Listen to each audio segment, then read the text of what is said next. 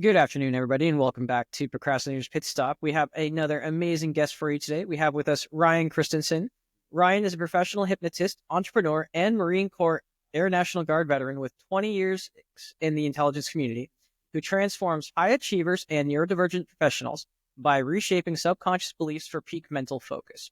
Drawing on his personal struggles with depression, autism, Asperger's, and bipolar disorder, he developed a new model of belief construction, which has been detailed in Winner Peace, How to End Inner Conflict and Make Success Inevitable, to guide others toward inevitable success.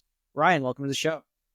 Thank you so much for having me. It's an honor to be here. Oh, and we have a lot of interesting questions for you today. But before we dive into it, we do like to have an icebreaker on the show. And the question for you today is, which cartoon character do you resonate with the most and why?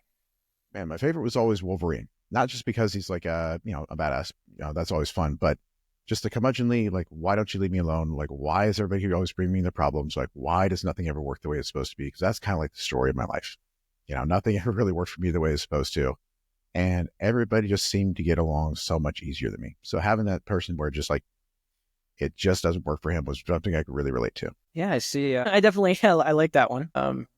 So I was more of a Deadpool guy myself, but Never had the sense of humor for that. Yeah. Yeah, but no, I like Wolverine. I like Wolverine too. It's a good one. So, Ryan, the first question we have to sort of kick off the podcast is, what is procrastination to you? How do you define it? And what does it mean to you personally? I actually really like procrastination, which is an odd way to say it. I always fought against it forever. The ADHD and the being fairly intelligent meant that everything was like way too easy. So I was always wait for the last minute to do stuff and always beat myself up of like, oh, I should have, like, I've had 3 weeks to do this assignment. Why did I wait till the night before? And over time, I realized it's like, okay, wait a second. I can always get it done at the last minute, right? I never miss it. It's always done on time, and I always kill it. So why am I freaking out about doing it earlier when it doesn't actually have to be done earlier, right? And so since that time, I've sort of learned about 2 different principles that really kind of reframe things. The first is this idea of Scott Adams' law of slow-moving disasters, okay? Scott Adams, cartoonist, hypnotist, podcaster, brilliant guy, author, phenomenal guy. Basically, he said, okay, if we see a problem coming far enough in advance, we're going to get it solved by the time it gets there. Right? Has to be solved at some point between now and then. It's going to get solved because we know it's a problem. So if taxes are due on April 15th, I have to do this somewhere between January 1st and April 15th. There's no reason to put an arbitrary deadline of February 3rd. There's not. It has to be done by April 15th. And since we know it's a problem, our mind is already working on it. It already knows there's something to do, already knows we need to solve it, so it's already figuring out when the best time to do so is. So instead of putting that arbitrary pressure on myself of putting an earlier deadline, no, when I feel the time is right, I'm going to get it done, and it gets done. Since then, I've also looked at procrastination as a very, very useful signal. I look at emotions and all these instincts and stuff in a very different way that a lot of people do. I don't beat myself up for them. I look at them as questions and signals in our mind telling us like what's going on. Right? Because that's the job of the unconscious mind, is to interpret the world around us. It's also the part of us that does all the work. So we kind of get a give it this too. So for me, procrastination means one of 3 things. Either I'm doing the wrong thing, I'm doing it at the wrong time, or I'm doing it the wrong way. Right?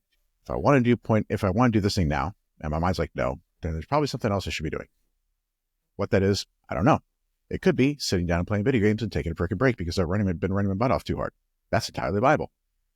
Or I'm doing it at the wrong time. Right? Taxes due April 15th. Try to sit down on February 3rd to do them. My mind's like, no, you should be doing other stuff. You should do it another time. And last but not least, doing it the wrong way. When I was sitting there trying to write my book, I banged my head against the wall for like 6 or 7 months trying to put this thing together. Trying to map stuff and trying to figure out how I was supposed to structure it and just getting absolutely nowhere. Frustrating as hell. Then my friend talked to me about this ghostwriter, Joshua Lysick. Had a book called So Good They Call You a Fake, talking about how to write a really good book. And I'm like, oh man, this guy gets it. He nails it. And he's a hypnotist on top of it. So he like gets where I'm coming from and gets what I'm doing. So hired him and dumped like 10, 12 audio hours with the audio. I'm just word vomited as much as I could. And the next week had a first draft that was 80% right. I was doing it the wrong way. I wasn't supposed to try and figure this thing out myself. I was supposed to hire the guy that could do it for me. I need a translator. So of course my mind was trying to find another way to do it. Of course it was fighting me along the way because I was doing it the wrong way. It's making it too dang hard. So to me, procrastination signals like, okay, you should be doing something else in a different way. Your mind is telling you this is not the right way to go. Listen to it. Stop fighting it. Listen to it. Use it as a tool. Use it as a way to actually live your life better. It's interesting. I kind of like that reframing of it though. You're either you're not doing the right thing, you're not doing it at the right time, or you're just doing it in the wrong way. Okay. Yeah. Yeah. Well, and the thing is, like, your unconscious mind, its job is to interpret reality and to handle all the actual working for you, right? If you think about your mind as business, I kind of go over this in my book. You got your instinctive mind, your emotional mind, your rational mind, and your conscious mind, right? Your instinctive mind is kind of like your worker bees, your line guys, your accountants, and so forth and so on. It's there to deal with like your physical survival. Your emotional mind is like your middle management types, but think about meaning and relationships. Your rational mind, like senior management, worried about how things work. Consciousness is supposed to be the CEO of the company, right? It's supposed to point the direction and kind of like watch the movie your life play out in real time to be the witness of your experience, right? The CEO should not be micromanaging the accounting department. He should not be caring about how the TPS reports work. That's not his job. He's got people for that. So if you're trying to micromanage, force your brain to do things, you're getting involved in micromanaging the crap out of your company. And all of us have worked for that boss who just won't get the heck out of the way and who just makes everything 10 times harder, right? So number one, don't be that boss to yourself. The other thing is those parts of your mind have a job and they're trying to tell you what's going on. So perhaps we should listen because we've got people to handle that stuff saying, hey boss, here's a problem. And we've also all worked for that boss who wouldn't fricking listen. Say, hey boss, problem. Say, no, problem. No, problem. And it blows up in their face. And what happens when we ignore those feelings and gut instincts? It blows up in our face pretty much every time. So perhaps we should start listening. No, that's those are some very valid points right there. Should listen to our feelings and not feeling in alignment and things like that. I really like that. Why don't we just dive into a little bit about the book? Sure. There, you mentioned that you found you weren't doing it the right way, but so they the saying, right? There's 98% of writing is procrastination. The other 2% is actually doing it. I guess in your case, it wasn't really true then. It was more just not doing it in the right way. Yeah. Fundamentally, because the autism, it's very hard for me to speak from somebody else's perspective. Like this idea of like theory of mind is really hard. So for me, all the stuff that I've learned and all this system I created is like just one big honking ball of stuff in my head. There's no beginning, end, whatever. It's just like one big thing. Because I think in like systems, I look at the system as a whole as a single thing. So once I've created this understanding of the mind and how all that stuff works, that's just one big system. So trying to figure out where to start to like explain how that thing works is like, I don't know. Now when I'm having a conversation with somebody, the questions they ask, the way they respond, that tells me where they're at. They're like, okay, I know you're here. Now I can lead you here. But if I start with a blank page, I'm like, what am I supposed to do? Right. So rather than try and do that, which is what I've been banging my head against the wall for like 7 months, like, okay, I've got a guy who specializes in telling the right story and organizing information and building the books and building the narratives. Great. I'm just going to word vomit everything that I could think of. Sat there and just talked for like 10 or 12 hours about all the different aspects and all these different ways of doing things and all these different theories I have to say, here, make it make sense. And he did, right? So for me, it was the 98% procrastination was 98% trying to figure out who the hell I should hire to translate this crazy ass thing into something that people could understand. And the 2% writing was, here you go, you do it. Yeah. And then we spent like, about an hour a week over the next, 2 or 3 months to sort of massage the transcript in the book and get it all looking right and everything else. And then he took care of all the typesetting and so forth and so on. I recorded the audiobook and bada boom, bada bing, here we are. That is, that's really interesting, and I'd like to probably learn a little bit more about that. Mm-hmm. But before we do that, I'd like to get a little bit about your background, sort of where you came from, how you got to be where you are today. Well, it's very, very different journey for sure. Like, my story is not typical. I grew up in Kansas, of all places, in the 70s and 80s. The world just did not work for me. Like, works just fine for everybody else. I cannot figure out how to navigate this thing. Nobody has any idea what the heck is wrong with me. Nobody can help me, right? So gave up on life pretty young. The first time I wanted it in my life was probably about 9, and so I had to create this way of, well, I just knew I was never going to get what I wanted in life. Going to do nothing but suffer. So if I'm going to suffer forever, I get to decide how long that is. At least that's a choice I get to make, right? There's some power and some agency in that. But of course, that's not the answer your mind wants, especially at 9 years old. So it's got to give you a reason to keep on coming, sticking around, right? It's like, okay, I'm going to suffer forever. Know that for sure. Got to give myself a reason to be around. I was reading a lot of like sci-fi, military fiction, fantasy, stuff like that. So this idea of like heroic sacrifice is a big part of my background, my life. And that, like, okay, well, I could become Batman. Batman's life sucks, right? Sucks. But it's a really good thing he's around. It's a really good thing for Gotham City that Mr. Batman is around, is willing to put himself in that kind of situation to help them out. Fair enough. So that's what led me down this road of the military and intelligence work. Joined the Marine Corps at 21. Spent 5 years there as a Russian linguist. Went another 6 years with the Air National Guard, working intelligence for like Predators, U-2s, fighter jets.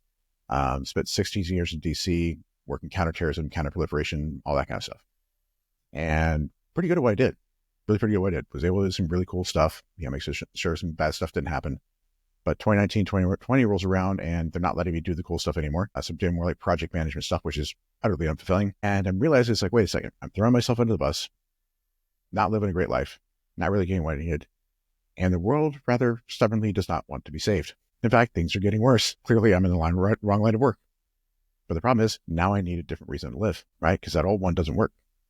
So I started working with people one-on-one. That gave me that kind of satisfaction of helping people. But I needed to find a way to get what I needed in life. Otherwise, like, I was done. Like, I was done suffering. This was not working for me. And that's what really started me on this real self-improvement healing journey between 2019 and 2023, where I just tried every freaking thing. Like, I went to war, especially in 2020. I'm like, I don't care what the hell it takes. I will do whatever I need to fix my head so I can actually live my life the way I want to. That's really what got me into some of the deeper stuff, right? Like psychedelics and spiritual stuff and hypnosis and doing some really, really deep, powerful work. And everything really helped. Everything moved the ball forward. Everything opened some space.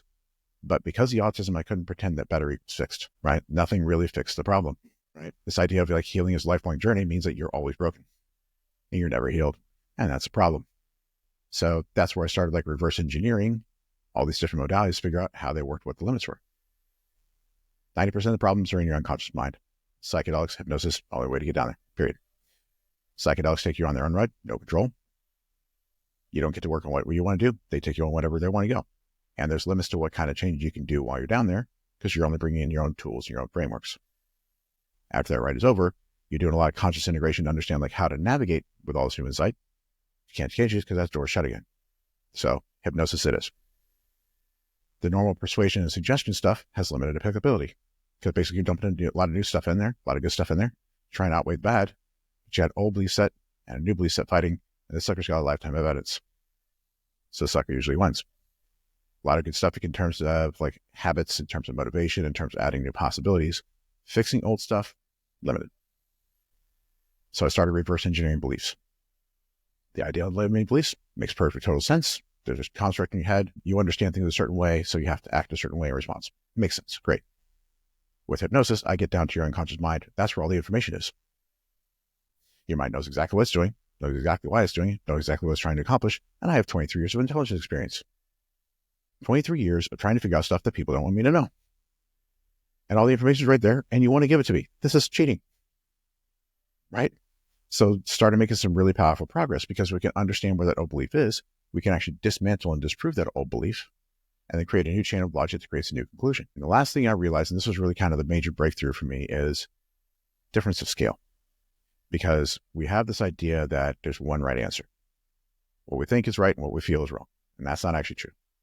Our mind is actually looking at the world through two different lenses simultaneously at all times. It's looking at the trees and the forest. Two different lenses, two different perspectives, two different sets of tools. Your emotional mind is looking at patterns over time, narratives over time. It's looking at the forest, not the trees.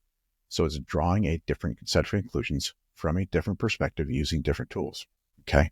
Which means what you feel is 100% correct at all times, even if it's different, and especially if it's different what you think, because it's telling you a different story from a different perspective, right? Okay, great. This is a problem because I know I'm good enough. I don't feel that. Shoot, I'm not good enough is still playing out at this higher level. Fair enough. That has a structure. That came to be for a reason. There's a pattern that it saw. There's a chain of logic it used to draw this conclusion. Great. So instead of doing this stuff, let's take a look at that one. So you start deconstructing these emotional beliefs, these core emotional beliefs, and something really interesting happens. Number one, you got a big box in your head, label on the side says, I'm not good enough. A million things in that box. Typical approach, take stuff out, put it in a different box. Fair enough. It works. But there's a million things in there. More stuff gets added all the time. That never ends, which is why healing is a lifelong journey, right? Because you're taking stuff out, putting it into that box, right? But there's a label on the box. It says, I'm not good enough. Why not just take I'm not good enough off, put I am good enough on. Everything in the box now means I'm good enough, and you're just done, right? And by getting that high-level emotional construct correct, an interesting thing happens because your emotional mind is faster than your rational mind. So it comes to its conclusion first, which means everything you're analyzing on an individual level, the rational level, is set in this frame that your emotional mind has created. So a lot of the little stuff we see is like, I'm not good enough, popping up in a million different ways. Or there's something wrong with me, popping up in a million different ways. But if this becomes, I'm good enough, you don't have to fight it down here anymore. So a lot of this little stuff goes away. So you can, in fact, get to a point where I'm fixed, I'm done, I'm healed, that's over. I'm good enough, I don't have to prove it, I'm done. It doesn't actually take long because those are very specific high-level emotional constructs. And once you're playing at that level, correcting the macro level, the micro level becomes so much easier to manage. No, it's definitely interesting. And I guess I'd never really considered hypnotism from that viewpoint before either, I was, and again, this is why part of the reason we're talking today, there's a lot of misconceptions, right? Like all hypnotism is, making people talk like, click like chickens or going back into past lives or things like that. What do you think was the biggest misconception about hypnotism that you found when you were into it? I think the biggest misconception around hypnosis is the idea of control. That I'm taking control of you, or I have control over you, or you're not in control anymore. Hypnosis is a voluntary process. I am leading you through a process. I'm leading you through an experience. You have to follow along. Giving instructions of do this, do this, do this. You got to do the thing. Right? If you choose not to do the thing, doesn't work. If you don't want me to lead you, doesn't work. You don't want to go there, doesn't work. Down there, you don't like what's happening, bring yourself out. Because it's all stage hypnosis, where people are doing stupid stuff, and I don't want to do that, clearly. And otherwise, it's like in horror movies, where it's all about mind control, right? Where you hear about these sleazy guys doing crazy stuff with it, and it's like, yeah, all that manipulative stuff happens, just like it does in every other industry, right? You hear about therapists doing that stuff all the time. Don't get me started on the whole Catholic priest thing, right? Like bad people doing bad stuff all the time whenever they have that power and influence. But hypnosis itself is we're leading you down into an altered state of mind, kind of like meditation, but getting you another level deeper in your mind. If you look at brainwaves, like beta is your normal waking state, alpha is that meditative state, theta is where hypnosis happens, and delta is sleep. Theta is that interface between the waking and the dreaming mind, between your conscious and your unconscious mind, right? Now, a lot of the reason why the unconscious mind has such a hard time changing is because of how it's built to operate. There was a great series of experiments in the 1970s back in Germany that basically proved that our conscious minds become aware of something about a half a second after it happens. Right? Something happens to become aware about a half a second after. Brain's got to process all this stuff, correlate it, filter it, give it to you as a picture, which means some part of you has to be able to act within that half a second window on its own. Driving down the road and you're a half a second behind, that's a bad idea. Welcome to drunk driving, basically. Right? So there's got to be a part of your mind that's able to operate that. So that's your part of your unconscious mind. Got about 1 or 2 second period of time that's working in, just kind of managing that initial filtering, processing, and reaction space. Okay. If it's always right now, does it ever have any time to take a step back and reevaluate things? No, can't. Right. And all the solutions that they're creating are for the instantaneous now. Solve this problem now, which means it can't take into effect second, third order effects. Can't take into long-term impacts. Does drinking make stuff suck less? Yeah, right now, yes. Does it ruin you long-term? Yes. This part of your mind can't understand that, not built to. The only time it has to step back and sort of reevaluate things is when you are asleep. Welcome to dreams. A lot of that is just mind kind of like making sense of the day and trying to figure out where you're at, trying to figure out what you should do next. But it's doing it within the context of the frameworks and beliefs it already has. Because the rest of your mind's offline, can't play with that down there. Which is what makes hypnosis such a powerful tool. It allows us to bridge across those. Let's just pause on time for a moment. So it's got time to step back. We can communicate across that, negotiate new solutions, negotiate new ways of being, right? But because we're looking at hypnosis mostly as suggestion and persuasion, let me throw a bunch of stuff down there. Nobody's looking at that in terms of an exploration, negotiation sort of thing. It's a different approach, very much is. No, that makes a lot of sense. Thank you for explaining that. The processes that you're talking about, just changing these entire systems, the entire, archetypes, our entire way of filing things.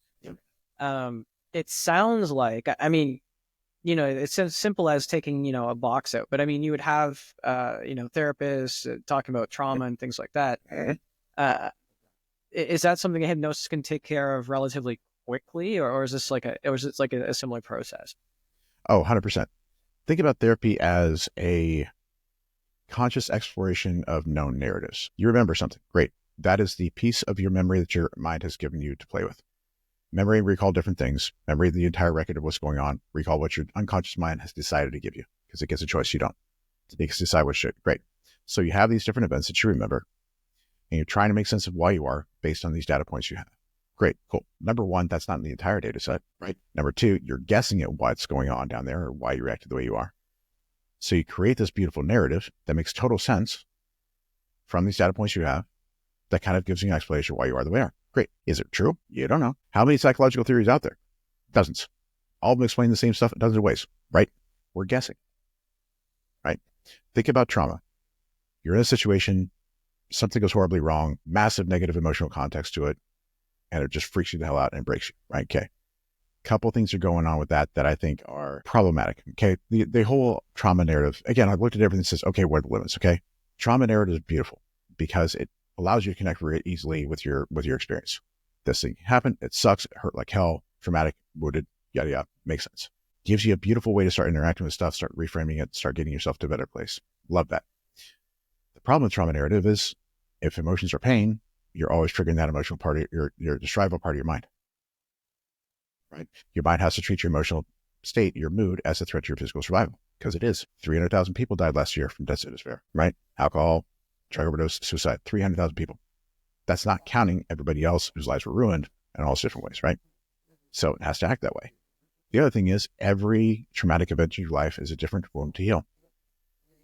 Every negative emotion experience is coming from another wound you got to heal. Remember that box with a million things in it? You're never done. You're always broken, always wounded. And because these things are things that happen to you, you're not even sovereign over the things you feel. Other people make you feel stuff. Okay. Now, that again, you could do a lot of work, you get that 20-yard line, and then you hit the wall. Kind of spinning your wheels. I look at things differently. One of the core things that I look at is this idea that emotions don't have to be pain. If emotions are not pain, things change bigly, right? The way I look at it is emotions are not pain, they are questions. They're your mind asking you for help to solve a problem. If I'm angry, that's because something out there is pissing me off, it's threatening me in some way. I need to make it go away.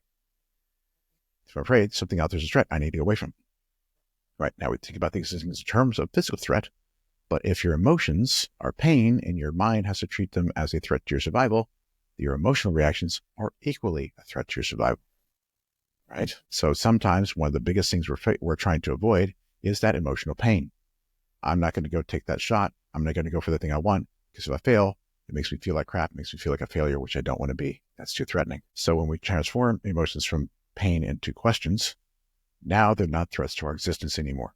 We don't have to avoid them. We can engage with them. And because they're our mind helping us solve problems, it's actually helping us get to the places we want to be faster. You're confronting your problem. Great. I solved the problem. I get where I want to be faster. And because getting anything you want in life is just solving a series of problems, the faster you can figure out the problem is, the better. Because the hardest part is figuring out what the heck is the real problem. Okay, cool. So we do this transformation. Emotions are now questions. Now what happens? Well, if emotions are no longer pain, they don't come from emotional wounds. Congratulations, you're done healing. Not only you're done healing, you never really had to because you're never actually wounded because there was never pain in the first place. We just understood it wrong, right? We misunderstood what emotions were. We reacted to them differently. We're acting as if we were wounded because that's how we understood things. But if they're not pain, they never were. Then we're not wounded and we never were. That's very important. The other thing, it means trauma is a very different thing. Trauma is not something that happened. Trauma is something that occurred. We were in a situation where we could not find a way to win. We were confronted with a challenge. Our mind was screaming at us for help. We didn't have an answer. That's it. But the interesting thing is this, we're still breathing. We survived. So we did, in fact, find a way to navigate that situation. We did, in fact, find a way to win. Because survival is a win. Not saying it didn't hurt, not saying it didn't suck, not saying we didn't take our hits, by all means. But survival is a win. And part of the problem with this idea of survival is this idea of fight and flight. We never talk about the other three, freeze and fawn and flop. Fight something off, you don't get hurt. Run away, you don't get hurt. So the idea is, if I get hurt, threat to my survival. No. Freeze, you hid. Fawn, you surrendered, you rolled over, showed your belly, said whatever you need to. But the biggest one is flop. Flop is one we never talk about.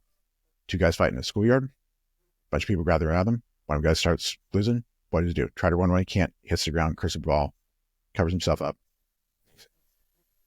Just endure what you have to. That is an effective survival response. Sometimes all you can do is take the beating because you got no option. Sometimes all you can do is sit there and let them yell at you because you don't have any option.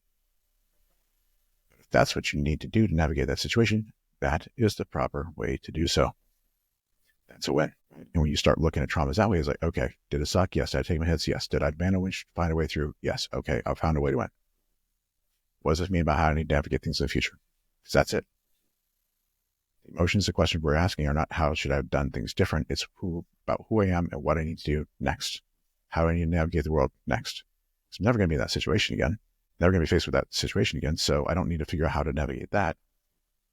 I need to figure out what it is about me, what is about the world that I need to understand so that in the future, I can overcome similar kinds of challenges. It's all about what do I do next? Where do I go next? Past doesn't matter.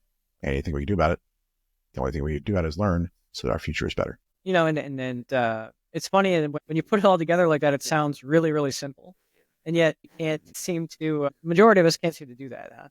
Well, again, think about it this way. Like, number one, have you ever heard anybody lay it out like that? Because I haven't. I think I figured out a number of things just because I had to in order to like figure out a way to save my ass. I didn't really have a choice. Just figure this out or like I'm done. So I kept on going. But the other thing is when you figure stuff out, it really is pretty simple, right? If things are complicated, you don't really understand it. When you really understand, this is simple, right? It's this idea of like Bruce Lee, when you start out, a punch is just a punch. While you're learning, a punch is like 10,000 things. And once you master it, a punch is just a punch. Right? Once you really understand something, it's so freaking simple on a principle level. Application is really complicated, but the principles, very simple. And one of the simplest things to understand is that our mind decides how to interpret everything in the world. The meaning that we assign to things determines how we react. We get to decide what meaning we assign to it. One of the reasons why I was able to get that idea of emotional pain, not having any emotional pain, is that hypnosis is really good for pain control. Been used for controlling pain for centuries.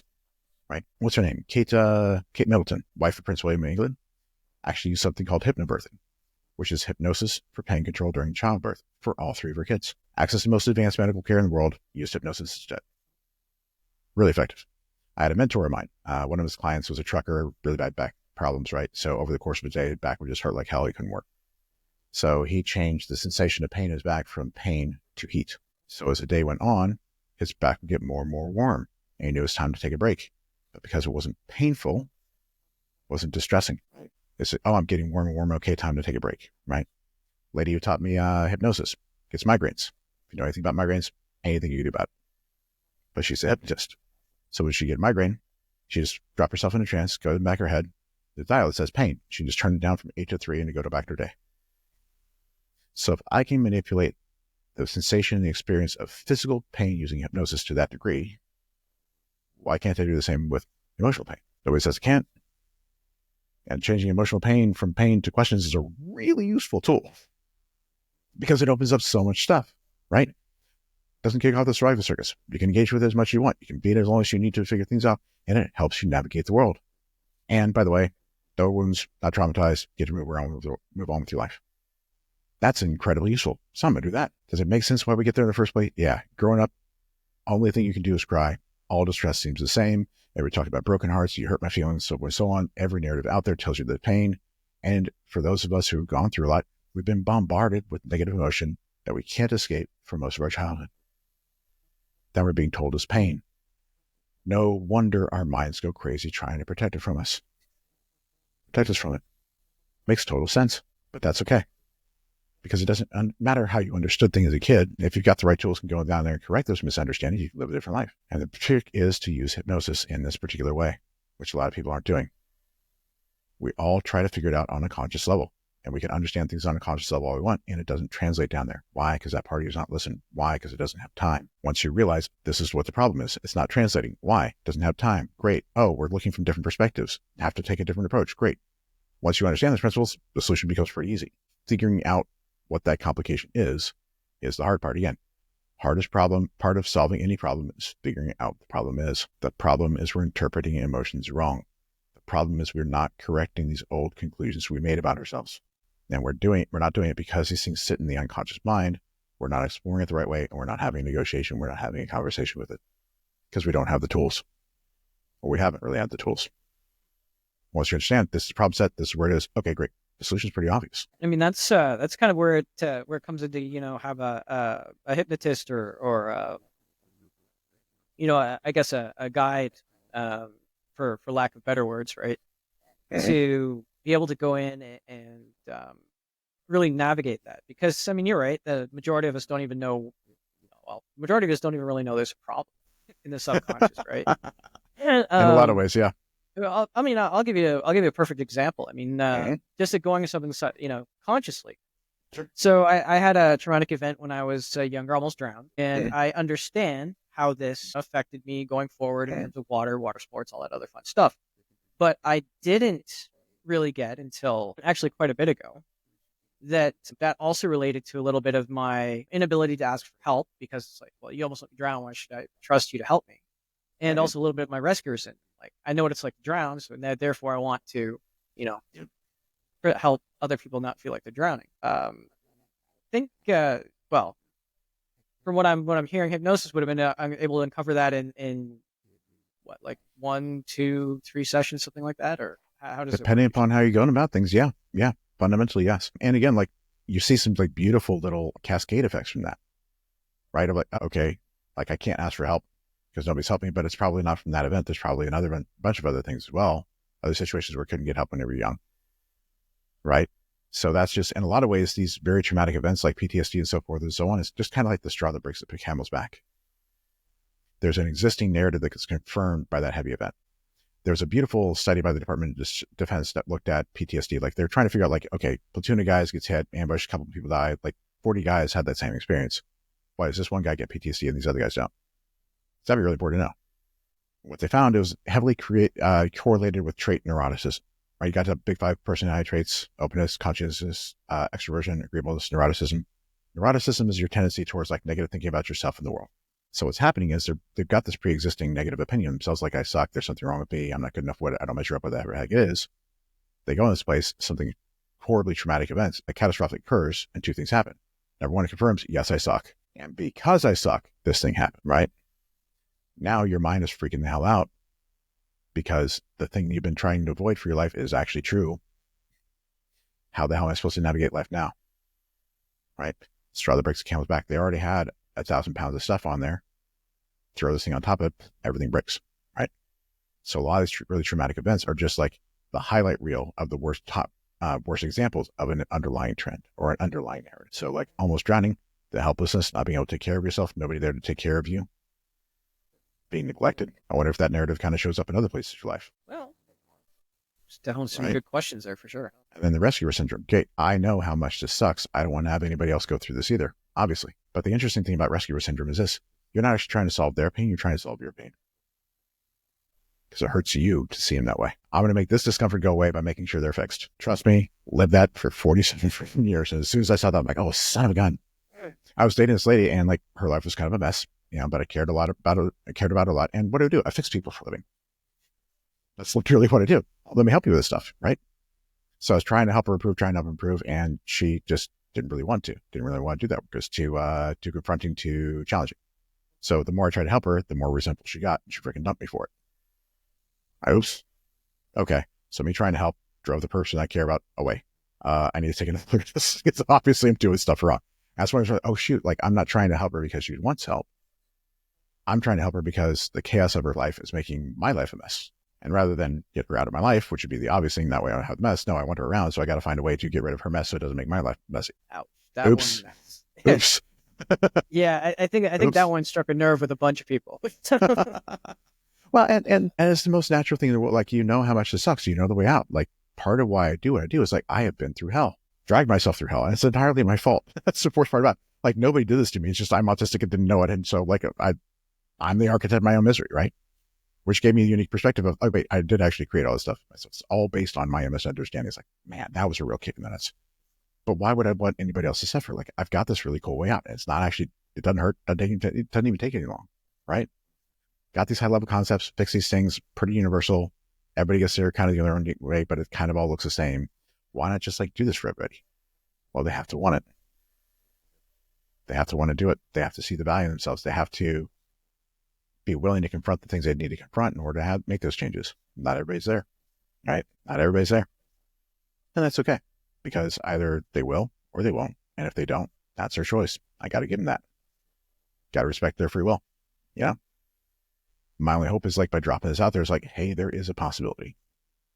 Maybe this is something you want to look at. No, for sure. And it's a very powerful, powerful realization, powerful note to hit at this time, especially because, Ryan, it's been a great conversation, but we are getting pretty close to the time. Is there anything that you wish I would have asked that I didn't ask, or anything that we should have covered that we didn't cover today? All I would say is getting anything. This is something that I live my life by. There are only 3 things you need to do to get everything you want in life. Okay. The first thing is be your authentic self to the maximum extent possible. All right. This is actually the hardest step because a lot of us don't really like who we are when we ask ourselves who we are. We're always trying to be somebody else. Who am I supposed to be? How am I supposed to change? Who am I also supposed to become? You gotta own what it is you are right now, and all those voices inside that are saying, hey, maybe there's something wrong. Because once you figure that stuff out, correct it, make peace with it, integrate it, you actually get to be what you really are instead of trying to pretend to be somebody else, right? You got Alex Hormozi out there trying to build a stack of undeniable proof that he is who he says he is. You got one piece of undeniable proof, you'd be done. Why do you need a stack? Why does that have to be bigger, right? When you're trying to be somebody else, that process never ends. It never actually works because you know deep down that ain't who you are. So number one, become your authentic self to the maximum extent possible. Do the work you need to do that. Once you're there, now something interesting because everything you're doing in life is actually in alignment with who you are. At which point you need to listen.